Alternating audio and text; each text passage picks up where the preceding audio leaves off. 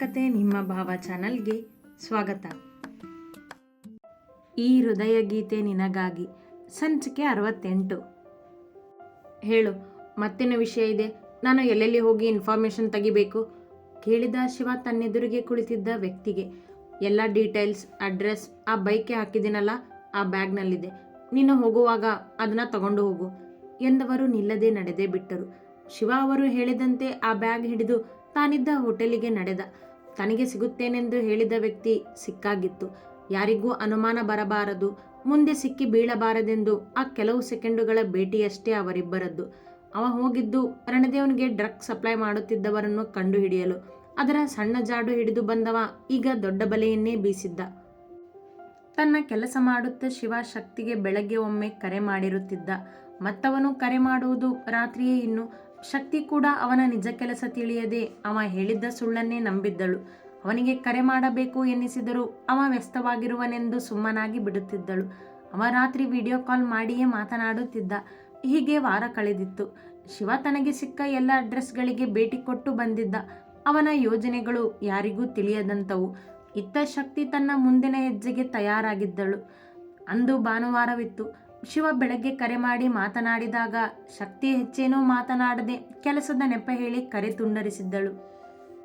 ಅವನು ಪ್ರಶ್ನೆ ಮಾಡಿರಲಿಲ್ಲ. ಎಂದಿನಂತೆ 8 ಗಂಟೆಗೆ ತಯಾರಾದವಳು ರಾಯರಿಗೆ ಹೇಳಿ ಶಿವನ ಊರಿನತ್ತ ನಡೆದಿದ್ದಳು ಕಾರ್ ಹತ್ತಿ. ಶಕ್ತಿ, ಇದೇನಿದು ಆಶ್ಚರ್ಯ, ಒಬ್ಳೇ ಬಂದಿದೆಯಾ? ಶಿವ ಎಲ್ಲಿ? ಕೇಳಿದರು ಶಿವನ ತಾಯಿ ಮೀನಾಕ್ಷಿ. ಅವಳು ಬಾಗಿಲ ಬಳಿ ಬಂದಾಗ 1.5 ಗಂಟೆಯಲ್ಲಿ ಊರು ತಲುಪಿದ್ದಳು ಒಬ್ಬಳೇ. ಶಿವ ಊರಲ್ಲಿ ಇಲ್ಲ, ನಿಮಗೆ ಗೊತ್ತಿಲ್ವಾ ಅತ್ತೆ? ಕೇಳುತ್ತಲೇ ಮನೆಯ ಒಳಗೆ ಹೆಜ್ಜೆ ಇಟ್ಟಳು ಅವರ ಜೊತೆ. ಊರಲ್ಲಿಲ್ವಾ? ಯಾಕೆ? ಎಲ್ಲಿ ಹೋಗಿದ್ದಾನೆ? ಬೇರೊಬ್ಬರು ಹೇಳುವವರೆಗೂ ಶಿವನ ಬಗ್ಗೆ ಏನೂ ಗೊತ್ತಾಗದು ಅವರಿಗೆ. ಅವನು ಟ್ರೈನಿಂಗ್ ಅಂತ ದೆಹಲಿಗೆ ಹೋಗಿದ್ದಾನೆ. 1 ವಾರ ಆಯಿತು ಹೋಗಿ. ನಿಮಗೆ ಹೇಳಿಲ್ವಾ ಎಂದ ಶಕ್ತಿಗೂ ವಿಚಿತ್ರವೇ. ನಮಗೆ ಗೊತ್ತಿಲ್ಲ, ಸುಮತಿಗೇನಾದರೂ ಗೊತ್ತಿರಬೇಕು ಎಂದವರು ಅವಳ ಜೊತೆ ಒಳಬಂದು ಸೋಫಾದಲ್ಲಿ ಕುಳಿತರು. ಮೀನಾಕ್ಷಿಯವರು ಸುಮತಿಯವರನ್ನು ಕೂಗಿದರು. ಹಿತ್ತಲಲ್ಲಿ ಗಿಡಗಳಿಗೆ ಮಣ್ಣನ್ನು ಹದ ಮಾಡುತ್ತಿದ್ದ ಸುಮತಿಯವರು ಕೈ ತೊಳೆಯದೆ ಬಂದಿದ್ದರು ಕೂಗಿದ್ದಕ್ಕೆ.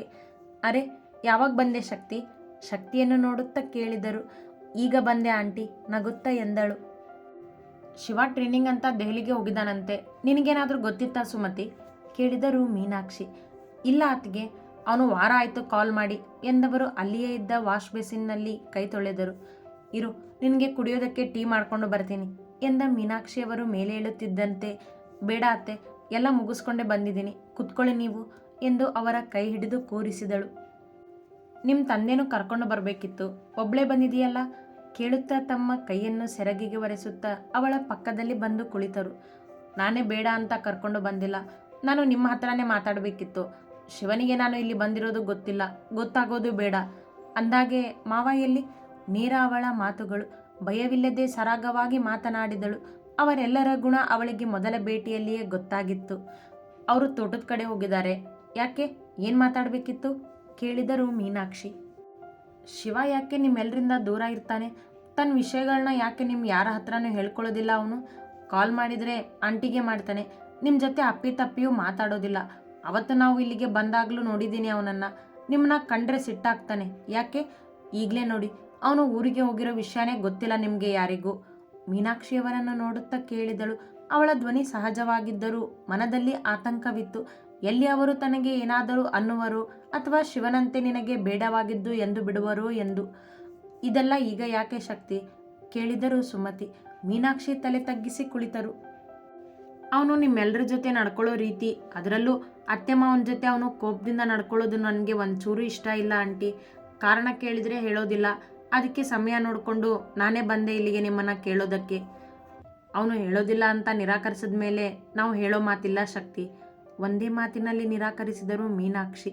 ಅವರ ಕಣ್ಣುಗಳು ತುಂಬಿದ್ದವು ಆಗಲೇ.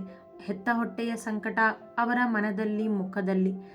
ಶಕ್ತಿ ತನ್ನ ಆತಂಕ ನಿಜವಾಯಿತೆಂದು ಅವರನ್ನೇ ನೋಡಿದಳು. ಹೌದು ಶಕ್ತಿ, ಈ ಸತ್ಯನ ನೀನು ಅವನಿಂದಾನೇ ಕೇಳಿ ತಿಳಿಯೋದು ಒಳ್ಳೆಯದು. ನಾವು ಹೀಗೆ ನಿನಗೆ ಹೇಳಿದ್ದೇವೆ ಅಂತ ಅವನಿಗೇನಾದರೂ ಗೊತ್ತಾದರೆ ಅವನು ನಮ್ಮ ಮೇಲೆ ಖಂಡಿತ ಕೋಪ ಮಾಡ್ಕೋತಾನೆ ಎಂದರು ಸುಮತಿ. ಅತ್ತೆ, ನನ್ನ ಮನೆ, ನನ್ನ ಗಂಡ ಚೆನ್ನಾಗಿರಲಿ ಅಂತ ನಾನು ಬಯಸಬಾರ್ದಾ? ಊರಿಗೆ ಬೇಕಾದವನು ತನ್ನ ಕುಟುಂಬದಿಂದಾನೇ ದೂರ ಇರೋದು ಎಷ್ಟು ಚಂದ ಕಾಣುತ್ತೆ. ಅಲ್ಲದೆ ಅವನ ಮನಸ್ಸಲ್ಲೂ ಏನೋ ಇದೆ. ಅವನು ಹೇಳ್ಕೊಳ್ಳೋದಿಲ್ಲ ನಮ್ಮ ಯಾರ ಹತ್ರನೂ. ಕೇಶವನಿಗೆ ಹೇಳ್ತಾನೆ. ಆದರೆ ಕೇಶವ್ ಅವನ ಗುಟ್ಟುಗಳನ್ನ ಯಾರ ಹತ್ರನೂ ಹೇಳೋದಿಲ್ಲ. ಅವನು ನೆರಳಿದ್ದಾಗೆ. ನಿನ್ನ ಆಸೆ ತಪ್ಪಲ್ಲ ಶಕ್ತಿ, ತಪ್ಪು ನಮ್ಮಿಂದಾಗಿದೆ. ಅದು ಅವನ ಮನಸ್ಸಿಗೆ ಗಾಯ ಮಾಡಿದೆ. ಆ ಗಾಯ ವಾಸಿ ಆಗೋದೇ ಇಲ್ಲ ಎಂದರು ಮೀನಾಕ್ಷಿ ಕೆನ್ನೆಯ ಮೇಲಿಳಿದ ನೀರು ಒರೆಸುತ್ತ. ಆ ಗಾಯ ಯಾಕೆ ಹೇಗೆ ಆಯಿತು ಅಂತ ಗೊತ್ತಾದರೆ ಸರಿಯಾದ ಔಷಧಿ ಕೊಡಬಹುದು ಅಲ್ವಾ ಅತ್ತೆ? ಬೇಡ ಶಕ್ತಿ, ಆ ಗಾಯ ಹೇಗಾಗಿದೆ ಅಂತ ನಾವು ನಿನಗೆ ಹೇಳಿದರೆ ನೀನು ನಮ್ಮನ್ನು ದ್ವೇಷಿಸ್ತೀಯೇನೋ. ಹಾಗನ್ಬೇಡಿ ಅತ್ತೆ. ಅಮ್ಮ ಇಲ್ದಿರೋ ನನಗೆ ನಿಮ್ಮನ್ನು ಅಮ್ಮ ಅಂದ್ಕೊಂಡಿದ್ದೀನಿ. ಖಂಡಿತ ಆ ಮಮತೆ ನೀವು ನನಗೆ ಕೊಡ್ತೀರಾ ಎಂದಳು ಅವರ ಕೈ ಮೇಲೆ ತನ್ನ ಕೈ ಇಟ್ಟು. ಯಾರೂ ಮಾತನಾಡಲಿಲ್ಲ. ಅವನು ಇಲ್ಲಿ ಬಂದು ನಿಮ್ಮ ಜೊತೆ ಇರಬೇಕು ಅಂತ ನಿಮಗೆ ಅನಿಸೋದಿಲ್ವಾ ಕೇಳಿದಳು ಶಕ್ತಿಯೇ ಇಬ್ಬರನ್ನು. ಅನಿಸುತ್ತೆ. ಯಾಕೆ ಅನಿಸೋದಿಲ್ಲ? ನಾನೇ ನನ್ನ ಕೈಯಾರೆ ಅವನಿಷ್ಟದ ಅಡುಗೆ ಮಾಡಿ ತಿನ್ನಿಸ್ಬೇಕು ಅನಿಸುತ್ತೆ. ಅವನು ಅದನ್ನು ಖುಷಿಯಿಂದ ತಿಂದು ಅಮ್ಮ ನೀನು ಮಾಡೋ ಅಡುಗೆ ತುಂಬ ರುಚಿಯಾಗಿರುತ್ತೆ ಅಂತ ಹೇಳಬೇಕು ಅನಿಸುತ್ತೆ. ಅವನು ತಡವಾಗಿ ಬಂದಾಗ ಅವನಿಗೋಸ್ಕರ ನಿದ್ದೆಗೆಟ್ಟು ಕಾಯಬೇಕು ಅನಿಸುತ್ತೆ. ಅವನು ತಲೆನೋವು ಅಂದಾಗ ಅವನನ್ನು ನನ್ನ ತೊಡೆ ಮೇಲೆ ಮಲಗಿಸ್ಕೊಂಡು ಅವನ ನೋವಿಗೆ ಮದ್ದಾಗಿ ಅವನ ಜೊತೆ ಒಂದಿಷ್ಟು ಮಾತಾಡಬೇಕು ಅನಿಸುತ್ತೆ. ಹೀಗೆ ತುಂಬ ಆಸೆ ಇದೆ ಶಕ್ತಿ, ಆದರೆ ಅದೆಲ್ಲ ಆಗೋ ಅಂಥದ್ದಲ್ಲ ಅಳುತ್ತಾ ಎಂದರು ಮೀನಾಕ್ಷಿ. ಅತ್ತಿಗೆ ನೀವು ಹೀಗೆಲ್ಲ ಅಳಬೇಡಿ ಎಂದರು ಸುಮತಿ. ಆಂಟಿ, ಶಿವ ನಿಮ್ಮ ಜೊತೆ ಮಾತಾಡ್ತಾನೆ, ಅತ್ತೆ ಮಾವನ ಜೊತೆ ಯಾಕೆ ಮಾತಾಡೋದಿಲ್ಲ ಕೇಳಿದಳು ಸುಮತಿಯವರಿಗೆ. ಯಾಕಂದರೆ ತಪ್ಪು ಮಾಡಿದ್ದು ನಾವು ಶಕ್ತಿ ಎಂದರು ಮೀನಾಕ್ಷಿ. ಅಳಬೇಡಿ ಅತ್ತೆ, ಇದನ್ನೆಲ್ಲ ಸರಿ ಮಾಡೋದಕ್ಕೆ ನಾನು ಸತ್ಯ ಏನು ಅಂತ ಕೇಳ್ತಿರೋದು. ಬೇಡ ಶಕ್ತಿ, ನಾವು ನಿನಗೆ ಸತ್ಯ ಹೇಳಿದ್ದೀವಿ ಅಂತ ಗೊತ್ತಾದರೆ ಅವನು ನಿನ್ನ ಮೇಲೂ ಕೋಪ ಮಾಡ್ಕೋತಾನೆ. ಸುಮ್ಮನೆ ಸಂಜೆವರೆಗೂ ಇದ್ದು ಹೋಗ್ಬಿಡು ಇಲ್ಲಿಂದ ಎಂದರು ತಮ್ಮ ಕಣ್ಣೊರೆಸಿ. ಸುಮತಿಯವರು ಅವರ ಮಾತಿಗೆ ಒಪ್ಪಿಕೋ ಎಂಬಂತೆ ಕಣ್ಣಲ್ಲೇ ಸೂಚಿಸಿದರು ಅವಳನ್ನು ನೋಡುತ್ತಾ. ಶಕ್ತಿ ಮಾತನಾಡದೆ ಸುಮ್ಮನಾದಳು. ನಾವು ಹೇಳೋದಕ್ಕಿಂತ ಶಿವ ನಿನಗೆ ಸತ್ಯ ಹೇಳಿದ್ರೇ ಒಳ್ಳೆಯದು ಶಕ್ತಿ. ನೀನು ಅವನಿಂದಾನೇ ಸತ್ಯ ತಿಳ್ಕೊಳ್ಳೋದಕ್ಕೆ ಪ್ರಯತ್ನ ಮಾಡು. ಯಾಕಂದರೆ ಮೀನಾಕ್ಷಿ ಹೇಳೋ ಹಾಗೆ ತಪ್ಪು ಅವರದ್ದಾದರೂ ನಾವು ಅದನ್ನೆಲ್ಲ ಮರೆತು ಮುಂದೆ ಹೋಗಿದ್ದೀವಿ. ಆದರೆ ಶಿವನ ಮನಸ್ಸಲ್ಲಿ ಏನಿದೆ ಅಂತ ನೀನೇ ತಿಳ್ಕೊಬೇಕು. ನಾನು ಅಂದರೆ ಅವನಿಗೆ ಗೌರವ, ಅವನಂದರೆ ನನಗೆ ಪ್ರೀತಿ. ಅದಕ್ಕೆ ಅವನಿಗೆ ಎಲ್ಲ ಥರನೂ ಹೇಳಿ ನೋಡಿದೆ. ಆದರೆ ಅವನು ಅತ್ತೆ ಅಂತ ಪ್ರೀತಿಯಿಂದನೋ ಗದರಿಸಿನೋ ಕರೆದು ನನ್ನ ಬಾಯಿ ಮುಚ್ಚಿಸ್ಬಿಡ್ತಾನೆ. ಇನ್ನು ಕೇಶವನಿಗೆ ಇವನ ಕಣ್ಣುಗಳೇ ಹೇಳಿಬಿಡುತ್ತೆ ಸುಮ್ಮನಿರು ಅಂತ. ಅವನಿಗೆ ಜೋರು ಮಾಡಿನೋ ಪ್ರೀತಿಯಿಂದನೋ ಅಥವಾ ಹಠ ಮಾಡಿನೋ ಕೇಳೋಕ್ಕಾಗೋದು ನಿನ್ನೊಬ್ಳಿಗೆ. ಅದಕ್ಕೆ ನೀನೇ ಅವನ ಹತ್ರ ಇದ್ರ ಬಗ್ಗೆ ತಿಳ್ಕೊಂಡು ಅವನನ್ನು ಈ ಮನೆಗೆ ಕರ್ಕೊಂಡು ಬಾ.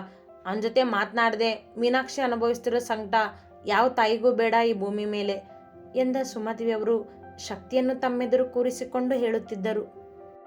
ಆದರೂ ಆಂಟಿ, ನನಗೆ ಸತ್ಯ ಗೊತ್ತಾಗಿದ್ರೆ ನಾನು ಅವನನ್ನು ಇಲ್ಲಿಗೆ ಕರ್ಕೊಂಡು ಬರೋದಕ್ಕೆ ಸ್ವಲ್ಪ ಸಹಾಯ ಆಗ್ತಿತ್ತು ಎಂದವಳು ಆಗಲೇ ನಿಶ್ಚಯಿಸಿದ್ದಳು. ಶಿವನನ್ನು ತನ್ನ ಗೂಡಿಗೆ ತಾಯಿಯ ಮಡಿಲಿಗೆ ಸೇರಿಸಲೇಬೇಕೆಂದು. ಹೇಳಿದ್ನಲ್ಲ, ಅವನು ತುಂಬ ಚುರುಕು. ಒಂದು ಸುಳಿವು ಸಿಕ್ಕರೂ ನಾವೇ ನಿನಗೆ ಸತ್ಯ ಹೇಳಿದ್ದು ಅಂತ ನಮ್ಮ ಮೇಲೆ ಕೂಗಾಡ್ತಾನೆ. ಈಗಾಗಲೇ ಅವನಿಗೆ ಗಂಗಾಧರಿ ಮೀನಾಕ್ಷಿ ಮೇಲೆ ತುಂಬ ಕೋಪ ಇದೆ. ಆ ಕೋಪ ಇನ್ನೂ ಹೆಚ್ಚಾಗೋದು ಬೇಡ ಎಂದರು ತಾಳ್ಮೆಯ ಮಾತುಗಳಿಂದ. ಆಗಲಿ ಆಂಟಿ ಎಂದಳು ಅವರ ಮಾತಿಗೆ ಒಪ್ಪಿ. ಅವಳಿಗೆ ಪರಿಸ್ಥಿತಿ ಸೂಕ್ಷ್ಮವೆಂದು ಅರ್ಥವಾಗಿತ್ತು. ಹಠ ಒಂದೇ ಅವಳಿಗೆ ಎಲ್ಲದರಲ್ಲೂ. ಆದರೂ ತನ್ನ ವೈಯಕ್ತಿಕ ವಿಚಾರದಲ್ಲಿ ಹಠ ಬಿಟ್ಟರೆ ಅವಳು ಎಲ್ಲದರಲ್ಲಿಯೂ ಯೋಚಿಸಿ ತೀರ್ಮಾನ ಮಾಡುವವಳೆ. ಅವರೆಲ್ಲ ಅಷ್ಟೊಂದು ಬಾರಿ ಹೇಳುವುದಿಲ್ಲ ಎಂದಾಗಲೂ ಹಠ ಮಾಡಿದರೆ ಸರಿ ಅಲ್ಲವೆಂದು ಸುಮ್ಮನಾದಳು. ಬಾ ಊಟ ಮಾಡೋಣ ಎಂದು ಸುಮತಿಯವರು ಅಲ್ಲಿಂದ ನಡೆದಾಗ ಶಕ್ತಿ ಫೋನ್ ಹಿಡಿದು ರಾಯರಿಗೆ ಕರೆ ಮಾಡಿದಳು. ನಡೆದಿದ್ದನ್ನು ಮನೆಗೆ ಬಂದು ಹೇಳುವೆ ಎಂದು ಅವರ ಊಟ ವಿಚಾರಿಸಿ ತಾನು ಅಡುಗೆ ಮನೆಯತ್ತ ನಡೆದಳು. ಊಟದ ಹೊತ್ತಿಗೆ ಗಂಗಾಧರವರು ಬಂದಿದ್ದರು. ಊಟ ಮಾಡುತ್ತಲೇ ಶಕ್ತಿ ಬಂದಿರುವ ವಿಷಯವನ್ನು ಸುಮತಿ ಅವರಿಗೆ ತಿಳಿಸಿದ್ದರು. ಅವರು ಕೂಡ ಒಂದು ಮಾತು ಆಡಲಿಲ್ಲ ಅದರ ಬಗ್ಗೆ. ಮೀನಾಕ್ಷಿ ಹೇಳಿದಂತೆಯೇ ಎಂದಿದ್ದರಷ್ಟೇ. ಆ ಮನುಷ್ಯ ಸರಳ ಮತ್ತು ಹೆಚ್ಚು ಮೌನಿ. ಆ ಮನೆಯ ಆಸ್ತಿ, ಜನ, ಮನಸ್ಸುಗಳನ್ನು ಕಾಯುವುದು ಬಿಟ್ಟರೆ ಬೇರೆಯ ಕೆಲಸವೇ ಇಲ್ಲವೆಂಬಂತೆ ಇದ್ದವರು. ಊಟ ಮುಗಿಸಿ ಮತ್ತೊಂದಿಷ್ಟು ಸಮಯ ಕಳೆದಿದ್ದಳು ಮನೆಯಲ್ಲಿಯೇ ಎಲ್ಲರ ಜೊತೆ. ತನ್ನ ಬಗ್ಗೆ ಹೇಳುತ್ತಾ, ಶಿವನ ಬಗ್ಗೆ, ಆ ಮನೆಯ ಬಗ್ಗೆ ಕೇಳುತ್ತಾ ಸಂಜೆಯೇ ಆಗಿತ್ತು. ಅವಳು ಶಿವನ ಮನದಲ್ಲಿನ ನೋವಿನ ಬಗ್ಗೆ ಪ್ರಶ್ನಿಸದೆ ಅವನ ಇಷ್ಟಗಳನ್ನು ಕೇಳಿದ್ದಳು. ಸಂಜೆ 5 ಗಂಟೆಯ ಹೊತ್ತಿಗೆ ಹೊರಟು ನಿಂತವಳು, ಅತ್ತೆ, ನಾನು ಇಲ್ಲಿ ಬಂದಿದ್ದು ಸತ್ಯನ ತಿಳ್ಕೊಂಡು ಶಿವನನ್ನು ಈ ಮನೆಗೆ ಕರ್ಕೊಂಡು ಬರಬೇಕು ಅಂತ. ಆದರೆ ಅದಕ್ಕಿನ್ನೂ ಟೈಮ್ ಬಂದಿಲ್ವೇನೋ. ನೀವು ಯೋಚನೆ ಮಾಡಬೇಡಿ. ನೀವೆಲ್ಲ ಸತ್ಯ ಹೇಳಿಲ್ಲ ಅಂತ ನಾನು ಸುಮ್ಮನಾಗಿ ಬಿಡೋದಿಲ್ಲ. ಶಿವ ಈ ಮನೆಗೆ ಖಂಡಿತ ಬರ್ತಾನೆ. ನಿಮ್ಮ ಆಸೆಗಳೆಲ್ಲ ನೆರವೇರುತ್ತೆ. ನಾನು ಅವನು ಈ ಮನೆಗೆ ಬಂದೇ ಬರ್ತೀವಿ ಮಾತು ಕೊಟ್ಟಳು. ಅಷ್ಟು ಮಾಡೋ ಶಕ್ತಿ. ಈ ತಾಯಿ ಹೊಟ್ಟೆ ತಣ್ಣಗಾಗುತ್ತೆ. ತಾಯಿ ಮಗನ ಒಂದು ಮಾಡಿದ ಪುಣ್ಯ ನಿನಗೆ 100 ಜನ್ಮ ಆದರೂ ಇರುತ್ತೆ. ಕಣ್ಣಲ್ಲಿ ನೀರು ತುಂಬಿ ಎಂದರು ಮೀನಾಕ್ಷಿ. ಇದು ನನ್ನ ಮನೆ ಅತ್ತೆ, ನನ್ನ ಮನೆಗೆ ನಾನು ಒಳ್ಳೆಯದನ್ನೇ ಬಯಸೋದು ಎಂದವಳ ಮಾತುಗಳು ಅವರ ಮನ ತಟ್ಟಿದವು. ಶಿವ, ನಿನ್ನ ಹಠಕ್ಕೆ ನಿನ್ನ ಪ್ರೀತಿಗೆ ತಲೆಬಾಗೋದು ಶಕ್ತಿ. ಖಂಡಿತ ನೀನು ಅನ್ಕೊಂಡ ಹಾಗೆ ಮಾಡ್ತೀಯ ಎಂದರು ಸುಮತಿ. ಹೋಗ್ಬರ್ತೀನಿ ಎಂದವಳು ಎಲ್ಲರ ಕಾಲಿಗೆ ನಮಸ್ಕರಿಸಿ ಕಾರ್ ಹತ್ತಿ ಹೊರಟಳು. ಅವಳಂದುಕೊಂಡ ಕೆಲಸ ಆಗಿರಲಿಲ್ಲ. ಗೊತ್ತಾಗಬೇಕಿದ್ದ ಸತ್ಯ ಗೊತ್ತಾಗಲಿಲ್ಲ. ಶಿವನನ್ನು ಕೇಳಿದರೆ ಅವ ಹೇಳುವವನಲ್ಲ. ಕೇಶವನನ್ನು ಒಮ್ಮೆ ಕೇಳಿ ನೋಡಲೇನು ಎನ್ನಿಸಿತು. ಆದರೆ ಅದು ಕೂಡ ಆಗುವಂಥದ್ದಲ್ಲ ಎಂದು ಅದೇ ಕ್ಷಣ ಅನ್ನಿಸಿತು. ಅವನ ತಾಯಿಗೆ ನಿಜ ಹೇಳದಿದ್ದಾಗ ಇನ್ನು ಕೇಶವ ಹೇಳುವುದು ಅನುಮಾನವೇ? ಏನೊಂದು ತಿಳಿಯದೆ ಮನೆ ತಲುಪಿದವಳು ರಾಯರ ಮುಂದೆ ನಡೆದಿದ್ದನ್ನು ಹೇಳಿದಳು. ಮನವೇಕೋ ಶಿವನ ಜೊತೆ ಮಾತು ಬಯಸಿತು. ಅವನ ಬಗ್ಗೆಯೇ ಬೆಳಗ್ಗೆಯಿಂದ ಯೋಚಿಸಿದ್ದಕ್ಕೋ ಏನೋ ತುಂಬ ನೆನಪಾಗಿ ಬಿಟ್ಟ. ಸಮಯ ನೋಡಿದಳು. ಸಂಜೆಯ 6:30 ತಡೆಯದೆ ಫೋನ್ ಹಿಡಿದು ಅವನಿಗೆ ಕರೆ ಮಾಡಿದಳು. ರಿಂಗಾಯಿತು ಕೂಡ. ಆದರೆ ಅವ ರಿಸೀವ್ ಮಾಡಲಿಲ್ಲ. ಫೋನ್ ಪಕ್ಕಕ್ಕಿಟ್ಟು ಮೇಲೆದ್ದು ಬಾಲ್ಕನಿಯತ್ತ ನಡೆದು ನಿಂತಳು ಎತ್ತಲೋ ನೋಡುತ್ತಾ. ಹೆತ್ತ ತಂದೆ ತಾಯಿಯನ್ನೇ ದ್ವೇಷ ಮಾಡೋ ಅಂಥ ನೋವು ಏನಿದೆ ಇವನ ಮನಸ್ಸಲ್ಲಿ? ಅಂಥ ತಪ್ಪು ಅವರೇನು ಮಾಡಿದ್ದಾರೆ? ಇವನ್ ಬಾಯಿ ಬಿಡಿಸೋದು ತುಂಬ ಕಷ್ಟ. ಏನಾದರೂ ಜಾಸ್ತಿ ಮಾತಾಡಿದರೆ ಮುಖ ಉದಿಸ್ಕೊಂಡು ಹೋಗ್ಬಿಡ್ತಾನೆ ಕೇಶವ ಮನೆಗೆ ಎಂದುಕೊಳ್ಳುತ್ತಾ ಅರ್ಧ ಗಂಟೆ ಅಲ್ಲಿಯೇ ನಿಂತು ಯೋಚಿಸಿದವಳು ಆದ ಫೋನಿನ ಸದ್ದಿಗೆ ಒಳ ಬಂದಳು. ಶಿವ ಕರೆ ಮಾಡಿದ್ದ. ಫೋನಿನ ಪರದೆಯ ಮೇಲೆ ಅವನ ಹೆಸರು ನೋಡಿಯೇ ಅವಳ ತುಟಿಯಲ್ಲಿ ನಗು ಅರಳಿತು. ತುಂಬ ಬ್ಯುಸಿ ಇದೆಯಾ ಸಪ್ಲೈಯರ್? ಅವನನ್ನು ಕೆಣಕುತ್ತಲೇ ಕೇಳಿದಳು. ಅದು ಅವಳ ಕೆನ್ನೆಯಲ್ಲಿನ ಕಾಣದ ನಗು ನೋಡಿ ಅವನಿಗೆ ಅರ್ಥವಾಯಿತು. ಹಾಗೇನಿಲ್ಲ ಸಪ್ಲೈಯರ್ ಹೆಂಡ್ತಿ ಎಂದವ ಅವಳ ಮಾತಿನ ದಾಟಿಯಲ್ಲಿಯೇ ಮಾತನಾಡಿದ. ಬೆಳಗ್ಗೆಯಿಂದ ರಾತ್ರಿವರೆಗೂ ನಮ್ಮ ಜೊತೆ ಮಾತನಾಡದೆ ನೋಡದೇ ಇರ್ತೀಯ? ನಮ್ಮ ನೆನಪಾಗೋದಿಲ್ವೇನು ನಿನಗೆ? ಕೇಳಿದವಳ ಮನದಲ್ಲಿ ಪ್ರಶ್ನೆಯೇ ಬೇರೆ. ಖಂಡಿತ ನೆನಪಾಗುತ್ತೆ ಮೇಡಮ್ ಎಂದವ ಅವಳನ್ನೇ ನೋಡಿದ ಪ್ರೀತಿಯಿಂದ. ನಿಮಿಷ ಊಟ ಕೆಲಸಗಳ ಬಗ್ಗೆಯೇ ಮಾತನಾಡಿದರು. ಶಿವ ತಾನು ಟ್ರೈನಿಂಗ್ ಬಗ್ಗೆ ಏನೂ ಹೇಳದೆ ಕೆಲಸ ಇದ್ದವೆಂದು ಸುಳ್ಳು ಹೇಳಿದರು. ಶಕ್ತಿ ಅವನೂರಿಗೆ ಹೋಗಿ ಬಂದಿದ್ದರ ಒಂದು ಸುಳಿವು ಕೊಡದೆ ಸುಳ್ಳು ಹೇಳಿದ್ದಳು. ಸ್ವಲ್ಪ ಹೊತ್ತು ಅವನ ಜೊತೆ ಮಾತನಾಡಿ ಹಾಸಿಗೆಗೆ ಉರುಳಿದವಳಿಗೆ ಏಕೋ ಶಿವನ ತಾಯಿ ನೆನಪಾಗಿ ಬಿಟ್ಟರು. ಅವರ ಸಂಕಟ ನೋಡಿ ಪಾಪ ಎನ್ನಿಸಿಬಿಟ್ಟಿತು. ಏನೇ ಆದರೂ ತಾನು ಶಿವನನ್ನು ಆ ಮನೆಗೆ ಕರೆದುಕೊಂಡು ಹೋಗಲೇಬೇಕೆಂದು ನಿರ್ಧರಿಸಿದವಳಿಗೆ ಈಗ ಶಿವ ಬರುವವರೆಗೂ ಕಾಯದೆ ಬೇರೆ ದಾರಿ ಇಲ್ಲ. ಮಧ್ಯರಾತ್ರಿಯ 1 ಗಂಟೆಯಾಗಿತ್ತು. ಕಿವಿ ಚಿರಿ ಎನ್ನುವ ಹಾಡು. ಮುಖದ ಮೇಲೆ ಬಣ್ಣ ಬಣ್ಣದ ಲೈಟಿನ ಬೆಳಕು ಬಂದು ಹೋಗುತ್ತಿದ್ದವು.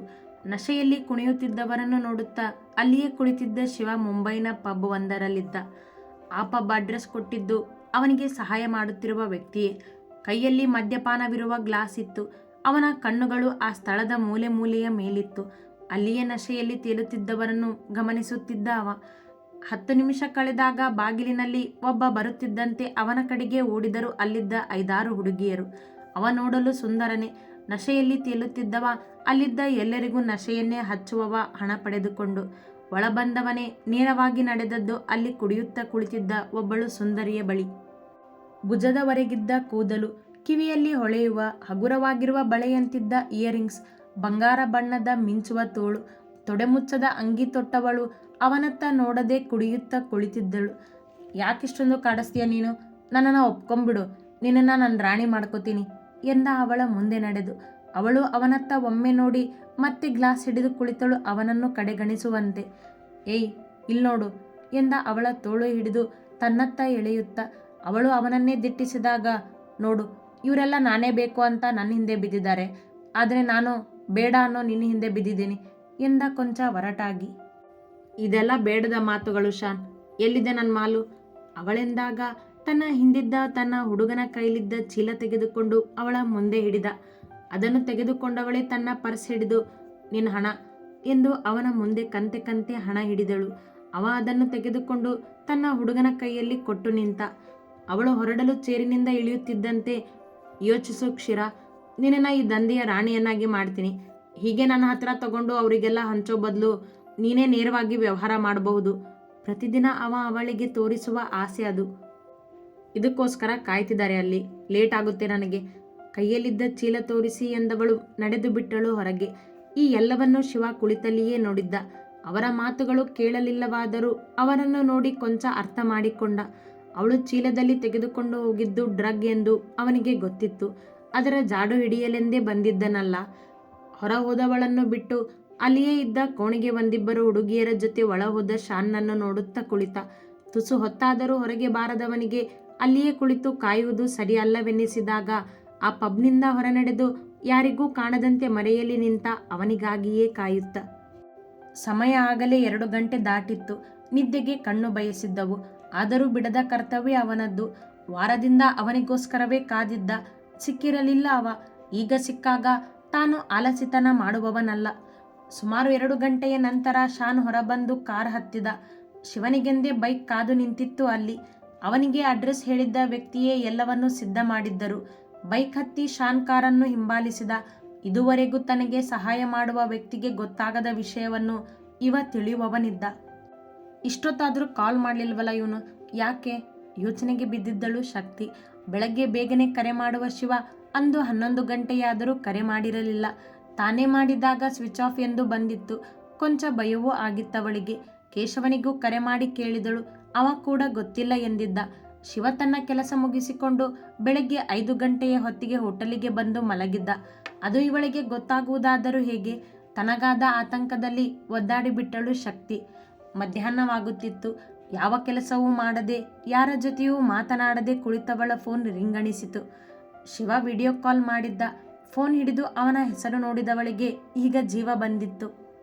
ರಿಸೀವ್ ಮಾಡಿದವಳೆ, ಬೆಳಗ್ಗೆಯಿಂದ ಫೋನ್ ಯಾಕೆ ಆಫ್ ಇತ್ತು ನಿಂದು? ಏನು ಮಾಡ್ತಿದ್ದೆ? ಒಂದು ಕಾಲ್ ಮಾಡೋಕ್ಕೆ ಆಗಲಿಲ್ವಾ ನಿನಗೆ ಇಡಿಯಟ್? ಕೋಪದಿಂದ ದಬಾಯಿಸಿ ಕೇಳಿದಳು ಅವನಿಗೆ. ನಿನ್ನ ಗಂಡ ಶಕ್ತಿ ನಾನು ಇಡಿಯಟ್ ಅಂತಿದೆಯಲ್ಲ? ತಮಾಷೆಯಾಗಿ ಕೇಳಿದ ಅವ. ಅವಳ ಟೆನ್ಷನ್ ಗೊತ್ತಿದ್ದದ್ದೇ ಅವನಿಗೆ. ಅವ ತಡವಾಗಿ ಬಂದು ಮಲಗಿದ್ದರಿಂದ ಏಳುವುದು ತಡವಾಗಿತ್ತು. ಬೇಗ ತಯಾರಾಗಿ ಹೋಟೆಲ್ನಿಂದ ಹೊರಬಂದು ಬಾಡಿಗೆ ಕಾರ್ ಹತ್ತಿ ಎಲ್ಲಿಗೋ ಹೊರಟಾಗ ಅವಳಿಗೆ ಕರೆ ಮಾಡಿದ್ದ.